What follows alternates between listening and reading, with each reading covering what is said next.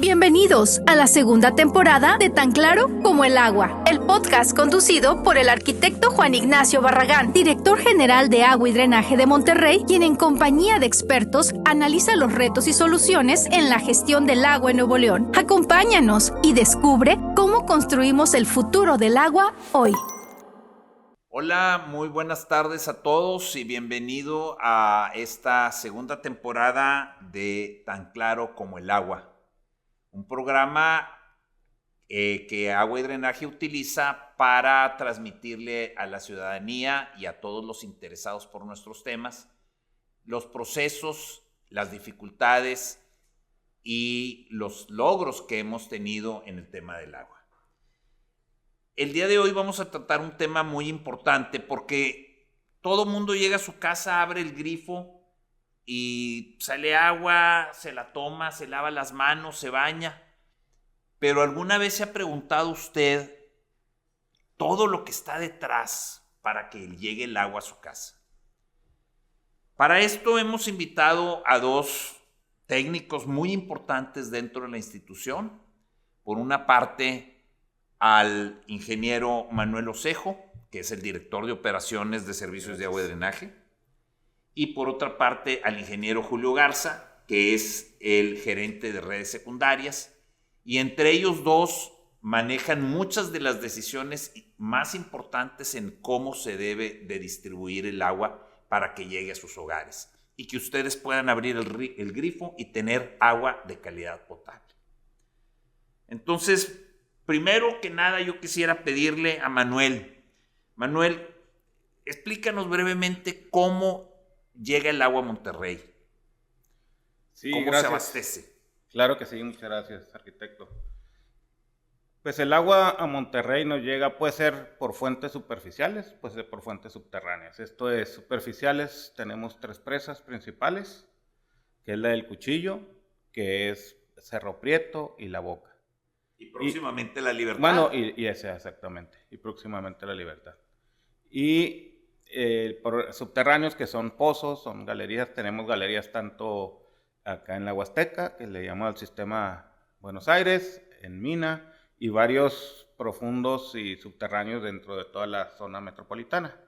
Y para ello, para hacerlo llegar o conducirlo de esas fuentes, utilizamos acueductos, ¿verdad? Líneas que son de diámetros considerables, que se transportan hacia unas potabilizadoras para dejarla, pues, de que sea considerable para uso potable y poderla distribuir. Y hablas diámetros importantes de los acueductos. Danos una idea. Sí, claro. Por ejemplo, tenemos el acueducto Cuchillo 2, Cuchillo 1, que vienen de precisamente la presa del Cuchillo. Son tuberías de acero de 84 pulgadas. Órale, 84, en centímetros esto es... Pues son algo así como, es 1.90, algo así. No, más bien como 2.15, ¿no? Entiendo. Sí, perdón, sí, 2.15. 2.15 si mal no recuerdo. Sí, de hecho, si uno está dentro no lo alcanzas ahí. Claro. Ni brincando, ¿no? Ni apenas levantando la mano. Así es. Y esos acueductos, pues son los que, apoyados de sistemas de bombeo, porque obviamente vamos en un sentido inverso, las presas por gravedad, ¿verdad? Llegan los escurrimientos y después hay que subir el agua. Entonces, independientemente del tubo, tenemos que apoyarnos también de plantas de bombeo, ¿verdad? Por ejemplo, del Cuchillo a la ciudad, ¿qué diferencia hay? Pues son aproximadamente 300 metros. Y eso implica hacer bombeos sucesivos, ¿no? Sí, son plantas de bastante capacidad, motores pues muy grandes, muy robustos para que puedan empujar ese volumen de agua. De ahí pues, el gasto eléctrico tan grande que tenemos. Definitivamente, porque va en función, los motores, pues de entre más potencia, pues más kilowatts ocupan. Nada más para que la gente se dé una idea, cuando operamos todos nuestros sistemas de las presas al mismo tiempo, nuestra factura eléctrica puede ser del orden de 200 millones de pesos al mes. Para que tengamos una dimensión de lo que representa en esfuerzo material para poder llevar el agua a sus casas. Pero también tenemos otro problema. Los acueductos pues se han venido construyendo con el tiempo y hay algunos que ya requieren mantenimientos mayores porque ya son viejos. ¿Cuánto tenemos más o menos de antigüedad en los acueductos? Tenemos de diferentes edades, pero lo general, los principales, yo creo que los más nuevos son entre 30, 40, 50 años, aunque traemos, por ejemplo, el cuchillo 2 tiene 2 años, Monterrey 5 tiene 15, pero de ahí en fuera, cuchillo tiene como 30 aproximadamente. ¿Cuál es el más viejo? Es Mina 1, tiene como 60 años. 60 años y sigue, ahí sigue dándonos agua. Con muchos problemas, pero lo seguimos operando. Pues sí, pero le estamos dando su mantenimiento poco a poco. Un tema importante con el mantenimiento de los acueductos, pues es que no los puedes apagar. ¿Cómo le haces? Sí, lo que sucede es de que tenemos que aprovechar mucho. Siempre buscamos que haya una forma de generar como circuitos para poder cerrar algunas zonas y poder hacer reparaciones o mantenimientos. Cuando es posible, no siempre es posible. Por eso en ocasiones tenemos que generar faltas de agua, porque no siempre es posible generar esa redundancia. Entonces lo que hacemos es estar constantemente dándole recorridos a todo lo largo de los acueductos y principalmente estar revisando las válvulas expulsoras de aire, que es lo que más nos puede generar problemas. Estarle dando limpieza y estarle dando mantenimiento. Precisamente comentábamos en una ocasión, Manuel, que una de las mayores ventajas de tener ya el acueducto Cuchillo 1 y el Cuchillo 2 es que el Cuchillo 2 nos va a permitir darle mantenimiento al Cuchillo 1, pero también en un momento dado nos va a permitir darle mantenimiento a otros acueductos, sobre todo en el periodo de invierno donde la demanda baja, ¿verdad? Sí, definitivamente, porque esto nos da la facilidad de poder ahora sí que utilizar una estructura para poder reparar otra y viceversa, ¿no? Eso nos va a ayudar bastante, independientemente que también nos va a permitir tener un poco más de suministros si así se requieren. Muy bien, pasando acá con el Inge Julio, una de las cosas que la gente seguramente desconoce es que el abastecimiento de agua está muy concentrado en el sur de la ciudad. A ver, ¿por dónde llegan los diferentes volúmenes de agua a Monterrey? Sí, buenas tardes, arquitecto. Como bien nos comentó el ingeniero Manuel Osejo, tenemos diferentes fuentes de abasto, ¿sí? Pero precisamente en la parte sur es donde nos llegan o convergen nuestros grandes acueductos, Cuchillo 1, Cuchillo 2 y Cerro Prieto, hacia nuestra potabilizadora San Roque. Ahí convergen, por lo tanto, como representa el 60% aproximadamente del volumen de agua con el que se abastece la ciudad, ese es el punto clave para nosotros, el corazón. Ahí llega a la potabilizadora del mismo nombre, San Roque. Y luego, pero también tenemos en la Huasteca, que también está al sur. Sí, claro. Al sur poniente, pero finalmente es al sur. Y Santiago. Exacto, y Santiago. Pero sí como el punto central de donde llega la mayoría del agua a la ciudad, pues la pusiéramos en la zona del tanque de la potabilizadora San Roque. O sea que al norte de la ciudad tenemos menos abastecimiento. ¿Cuál sería, digamos, las fuentes que tenemos al norte? Al norte de la ciudad tenemos el sistema Mina y algunos pozos someros y profundos. ¿Será un 15-20%? Posiblemente menos, yo calcularía un 10% del abastecimiento de la zona metropolitana, y en algunos sectores o zonas sí podemos decir que existiría agua en algunas cuencas, mas sin embargo no es apta para el consumo humano tal y cual la sacaríamos de la fuente.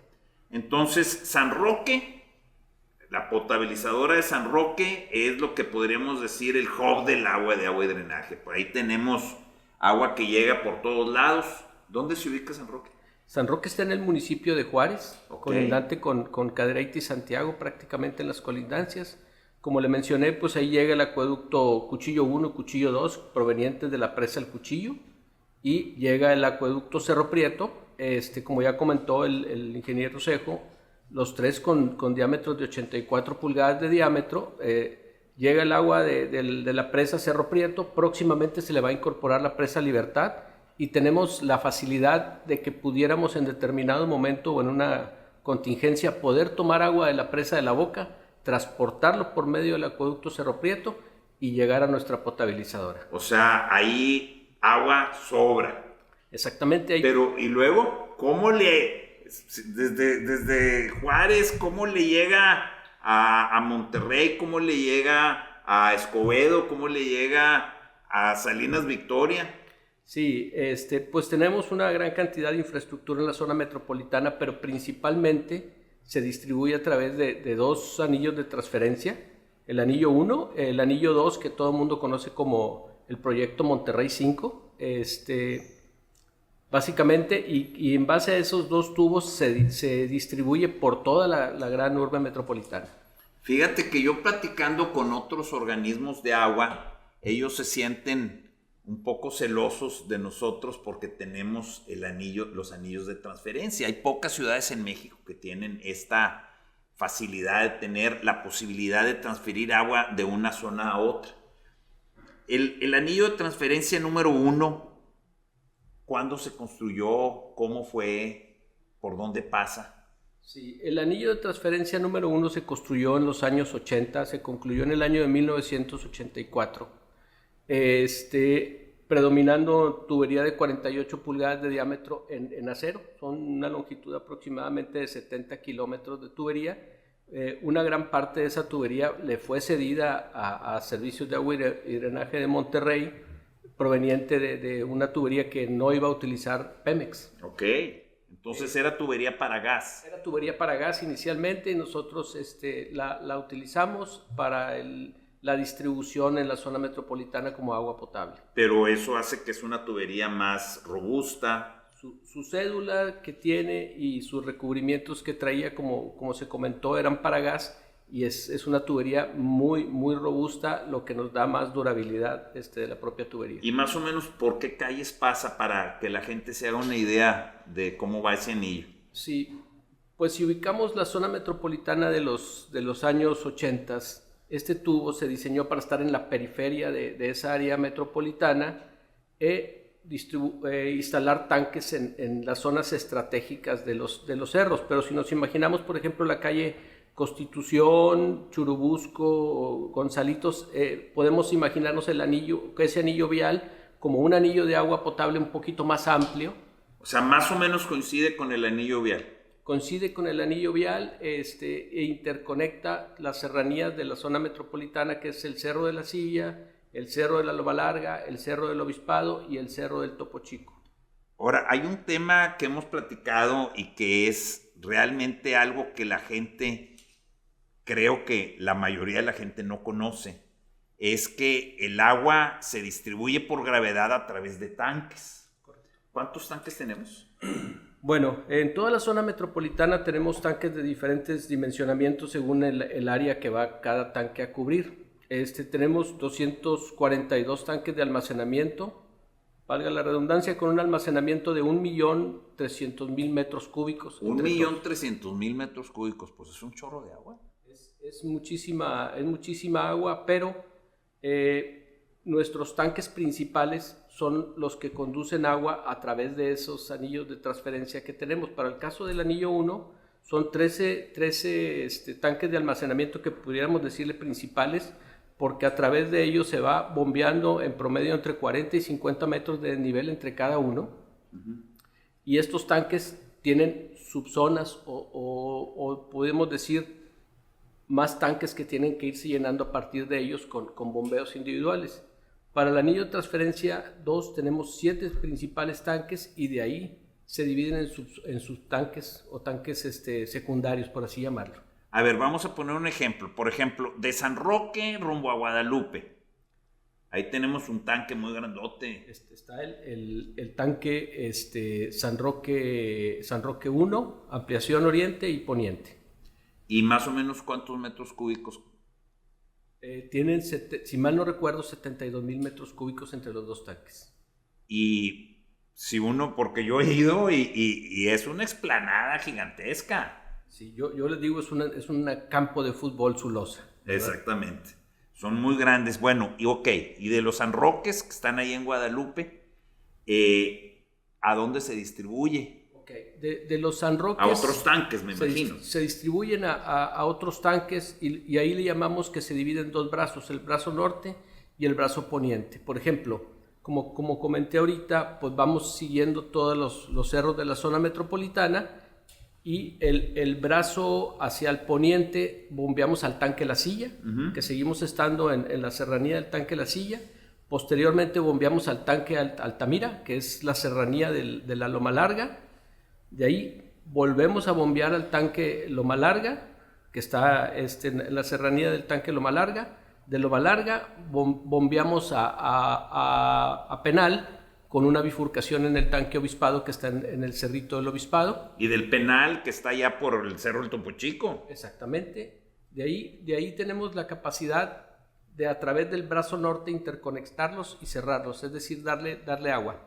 A ver si me puedo explicar. Volvemos al tanque San Roque, bombeamos al brazo norte y el brazo norte bombea hacia el tanque Escobedo y dejamos agua en dos tanques que se encuentran en el camino, que es el Miguel Alemán y el tanque Apodaca. Y ahí cerramos el anillo de transferencia, podemos dar vuelta al agua y, como bien comentó usted, podemos darle redundancia a la ciudad, llevar agua de una fuente de abasto a cualquier parte de la ciudad, que nos permite un manejo integral del agua y sobre todo ser equitativos, porque hace muchos años existía la problemática, como bien comentó usted, el agua viene de la zona sur estaba más beneficiada y la zona norte estaba desprotegida. Esto nos permitió ser equitativos con la comunidad, es decir, distribuir el agua. Si había agua para 15 horas al día, pues que toda la ciudad tuviera 15 horas al día y no que unos tuvieran 24 y unos tuvieran un día sí y un día no. Y creo que esa es una de las grandes cualidades de Monterrey, que hay que subrayarla. La Ciudad de México ha tratado de cerrar su famoso acuaférico desde hace décadas y no lo ha logrado, es muy difícil. Aquí, hay que decirlo, fue el gobernador Alfonso Martínez Domínguez el que tuvo esta iniciativa de, antes de que llegara a la ciudad, construir ese acuaférico, que de hecho pues permitió que se construyeran empresas y también vivienda en zonas donde no había agua. Por ejemplo, la colonia Cumbres, pues ¿de dónde sacaría agua si no tuviéramos el tanque Penal? Sí, exactamente. Tenía, pues en su momento, esa era la mancha urbana, íbamos en la periferia con el ducto y eso nos permitió seguir creciendo con orden, control y sobre todo, pues que la población tuviera certeza de que iba a tener servicios. Y esto creo que es bien importante para que también la población entienda por qué hay veces, cuando hay un corte eléctrico, nos falla el suministro de agua, porque todo esto es con bombeo y las bombas pues, son eléctricas. Entonces, si hay un corte eléctrico en el sur de la ciudad, pues ¿cómo le va a llegar el agua al norte si no tenemos cómo bombearla? Eso es algo importante que hay que transmitir y decirles que nosotros tenemos una comunicación diaria con la Comisión Federal de Electricidad. Nos atienden de maravillas. Para ellos yo creo que somos uno de sus clientes más importantes porque ellos saben que si no hay luz no hay agua. Entonces, cuando tenemos una falla, que las hay por viento, por lluvia, por sobrecargas, la CFE nos atiende de inmediato y gracias a eso podemos recuperar los sistemas, pero hacer llegar el agua desde el sur hasta el norte, pues toma horas. Es complicado porque hay que pasar de tanque en tanque, en tanque, en tanque. Es un sistema secuencial. Más o menos, ¿cuánto toma de tiempo, Manuel, llegar desde San Roque hasta el Penal? Pues sí nos lleva prácticamente, son como 24 horas. 24 horas. Sí. Entonces, para que midamos la complejidad de hacer llegar el agua allá. Y ahora, ya estamos en uno de los tanques, vamos a decir el tanque Penal. Pero ese tanque no le surte directamente a todos los hogares, de ahí se va a otros tanques más chicos. Sí, tenemos incluso no solo tanques más pequeños, sino subsistemas. Por ejemplo, tenemos el San Bernabé y luego del tanque San Bernabé depende del sistema Valle Verde, que son 6 tanques de almacenamiento. Es una pila de tanques que dependen del primer tanque Penal. Entonces, de ahí la importancia de tener el anillo de transferencia, y si existiera una falla, por ejemplo, en el sistema Mina que abastecía originalmente el municipio de Escobedo y San Nicolás, la capacidad de respuesta que tiene la institución es más rápida al poder bombear de Escobedo de San Roque a Escobedo, más sin embargo, pues la demanda de la población es mucha y aunque tengamos la infraestructura, sí algunas zonas sufren de baja presión para el restablecimiento de los sectores. Y pues son las dificultades que enfrentamos día a día. Afortunadamente tenemos un equipo humano de primera que trabaja las 24 horas, los 7 días de la semana.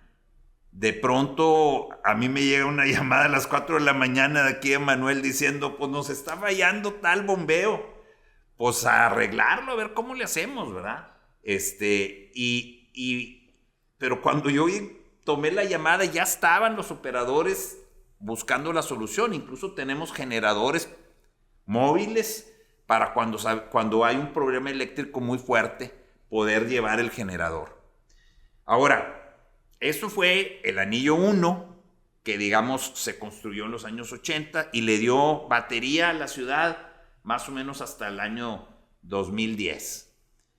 Pero la ciudad pues siguió creciendo, tenemos cada vez más industria, más vivienda, y entonces viene el segundo anillo, el que llamamos coloquialmente el Monterrey 5. ¿Qué más nos puedes decir del anillo Monterrey 5, Manuel? Pues arquitecto, este acueducto que está operando de 2010 para acá, fue un acueducto que se diseñó en su momento para llevar agua a la zona norponiente de los municipios metropolitanos. Es una capacidad aproximadamente de 3,000 litros por segundo, que llega de gravedad hasta un tanque, Santa Rosa, y de ahí se ocupan 9 bombeos más para hacerlo llegar al punto más alto, que está en García. ¿Qué diferencia de altitud hay entre San Roque y García? Son a cerca de 100 metros. No, son un poquito más. García ya está en la cota 650, se me hace que son como 250 metros. Bueno, digo, si te vas hasta el último punto más alto. Sí, entonces se requieren 9 sistemas de bombeo para hacerlo llegar hasta el punto más lejano. Y aquí el problema de este acueducto, digo, en su momento, cuando se diseñó y se pensó en X crecimiento, pues se fue, como nosotros le decimos, se fue telescopiando el ducto, o sea, de un diámetro mayor de 60 termina... De 60 pulgadas nace. Así es. Y luego... Después se va reduciendo a 48... 36, 24, y hay puntos hasta 18 pulgadas, que ya para poder suministrar a la zona tan alta de crecimiento, como bien lo dijo aquí el ingeniero Julio, pues cada tanque tiene un área de influencia. Entonces, en su momento, lo que se diseñó, pues, fue tanto el crecimiento que ya no fue suficiente. Y ahorita nos genera bastantes problemas este acueducto, porque aunque queramos bombear más, pues ya no hay capacidad en el tubo. ¿Por qué? Porque es mucha más la demanda a lo que actualmente podemos conducir. Sobre todo en el municipio de García y algunos municipios del norte. Exacto, ¿no? Que es donde ya la tubería se reduce. ¿Y cuáles serían los problemas más importantes que crees que se tengan que resolver para poderle dar mayor capacidad a este segundo anillo? Pues aquí hay varios puntos que ya se tiene un proyecto para mejorar la zona, pero principalmente una es la ampliación, es un acueducto paralelo, como decíamos, porque ya no tiene suficiente capacidad. Adicional a ello hay que aumentar la capacidad de bombeo, porque obviamente al ocupar más agua pues vamos a ocupar mayor equipamiento, pero sí es muy importante también darle mayor capacidad de almacenamiento a la zona, o sea, más tanques que nos ayuden, sobre todo a la hora de operar, que nos permitan más horas suministro, ¿no? Porque como sabemos, los tanques nos permiten dar cierta presión en las zonas que cubre ese tanque, y actualmente tenemos tanques de 500 metros cúbicos, que es totalmente insuficiente. Entonces, hay zonas actualmente que son periodos muy cortos los que podemos dar, pero es porque nos gana la demanda. Entonces, con mayor capacidad de almacenamiento nos ayuda a regular más tiempo y darle más horas de servicio a la gente. Y los proyectos que ya estamos trabajando, ¿los puedes sintetizar un poco, sobre todo para la gente que nos está escuchando y viendo del municipio de García? Pues básicamente es la construcción de un nuevo acueducto, si mal no recuerdo, es de 60 pulgadas. No, 48. 48, perdón, sí, es que no. Y es ampliar la capacidad, son bombeos, aumentar bombeos. Traemos varios tanques, si mal no recuerdo son como 8 tanques más, pero ahora sí con volúmenes mucho mayores. Estamos hablando de tanques de 10,000 metros cúbicos, 2 de ellos, uno en García de 5,000 y el resto en la zona, en el Fraile también traemos dos de 10,000 y son básicamente así muy general los conceptos que va a incluir este proyecto. De hecho, creo que es importante comentar que ya el primero de los tanques ya está pedido. O sea, debe de estar llegando por ahí de julio y esperemos que durante el periodo del verano podamos instalarlo para que ese primer tema comience a resolverse para la población del municipio de García. Y como también pues mucha gente conocerá, ya se nos autorizó un financiamiento para la construcción del acueducto paralelo, que va a comenzar con 48 pulgadas, como lo comentabas, y luego se va a reducir a 36. Pero este volumen viene a sumarse al que ya existe, y con eso se va a resolver la problemática de García, que es una problemática que hemos estado muy pendientes, trabajando con mucho ahínco en cómo enfrentarla, pero con dificultades porque son inversiones multimillonarias. Estamos hablando de más de 1,100 millones de pesos de inversión, sin contar los tanques, además de los tanques. Entonces, pues es un tema importante y complejo. Espero que la población que nos está viendo, que la gente que nos está viendo, vea la complejidad que es hacerle llevar el agua a su casa. En el proceso, además, pues hay que ponerle cloro, hay que verificar que los tanques tengan su mantenimiento, luego hay que estar regulando las válvulas. Sobre todo en la crisis que tuvimos en el año 2022, me acuerdo, Manuel, que pues en la noche iban los compañeros del área de operaciones a abrir y cerrar válvulas a las 2, 3 de la mañana. Fue un trabajo muy arduo para que la gente pudiera tener pues las menores molestias posibles. Y yo quisiera concluir esta emisión diciendo que gracias a este equipo de ingenieros de primer nivel que tenemos en Servicios de Agua y Drenaje de Monterrey, gente bien comprometida, gracias a las cuadrillas de operadores, a los superintendentes, a todo el equipo de más de 3,000 personas, ¿no? ¿Cuántos tienes? En operaciones. Más de 3,000 personas, nada más en operaciones, trabajando 24 horas los 7 días de la semana. Podemos resolver la problemática de llevar el agua a sus casas. Nos falta, tenemos todavía ese tema de la suficiencia en García, pero lo vamos a lograr muy pronto. Y decirles que el futuro del agua en Monterrey está garantizado con proyectos que estamos trabajando. Y ahí viene la Presa Libertad, ya está terminada, todavía no la estamos usando porque ahorita en la Presa Cerro Prieto tenemos mucha agua. Entonces, ¿para qué le sacamos agua a Presa de Libertad si Cerro Prieto tiene mucha? Pero veremos que a lo largo del verano la Presa de Libertad va a subir todavía más el nivel, entonces ya tenemos una fuente de agua adicional. Y vienen inversiones importantes en materia de distribución. Estamos modernizando las plantas potabilizadoras, la planta potabilizadora de La Boca, luego se va a modernizar también primero San Roque, y luego estamos modernizando en el corto plazo también La Boca.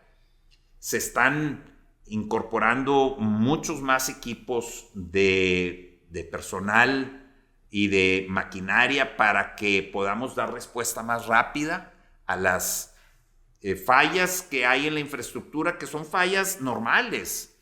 En todas las tuberías del mundo hay fallas, pero sí queremos decirle a la población que nos está viendo y escuchando que el agua en Monterrey está garantizada para el futuro, porque Agua y Drenaje está haciendo las inversiones necesarias, porque estamos invirtiendo también en nuestro capital humano, en nuestro recurso humano, en el equipamiento, y estamos seguros de que esta ciudad va a seguir siendo una ciudad de primer mundo, la ciudad con el mejor sistema de agua en México, y nos sentimos orgullosos y contentos y agradecerles que nos hayan compartido esta valiosa información. Gracias. Hasta la próxima.